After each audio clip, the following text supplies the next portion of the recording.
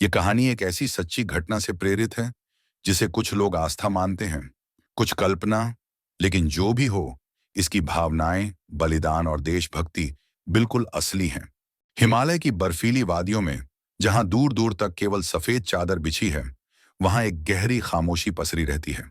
पर कहते हैं, उस खामोशी के बीच एक एहसास होता है, जैसे कोई पहरा दे रहा हो, कोई ऐसा जो आंखों से तो नहीं दिखता, मगर उसकी मौजूदगी हर सैनिक महसूस करता है। सालों पहले एक युवा सिख जवान देश की सेवा के लिए इस दुर्गम सरहद पर तैनात हुआ था। उसके चेहरे पर जोश था, आंखों में सपने थे और सीने में देशभक्ति की आग जल रही थी। हर रोज कठिन ट्रेनिंग से गुजरता हुआ वो मां को चिट्ठियां लिखा करता था।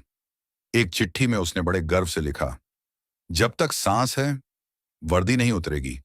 लेकिन एक दिन प्रकृति ने अपना रौद्र रूप दिखाया। एक भीषण बर्फीला तूफान आया जिसने पूरे पोस्ट को अपनी चपेट में ले लिया। उस तूफान में वो जवान कहीं खो गया। जब वे 3 दिनों तक नहीं मिले तो आर्मी के लोगों ने उन्हें भगोड़ा घोषित कर दिया था।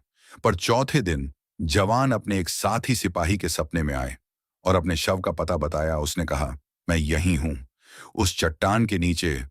जब सुबह वहां खुदाई की गई तो हैरान कर देने वाला सच सामने आया। जवान सचमुच वहीं मिला जहां उसने बताया था। उसकी स्मृति में उसी स्थान पर एक छोटा सा मंदिरनुमा स्मारक बनाया गया। वहां उसकी तस्वीर रखी गई, पास में मोमबत्तियां और फूल सजाए गए। अब उसका कोई नाम नहीं लिया जाता। हर जवान उसे श्रद्धा से बाबा कहकर पुकारता है। जब भी कोई नया सैनिक उस पोस्ट पर आता है, वह सबसे पहले बाबा की समाधि पर सिर झुकाता है। कई बार ऐसा भी होता है कि जब रात को पहरे पर तैनात सिपाही की आंख लग जाती है, तो किसी की कोमल थपकी उसे जगाती है।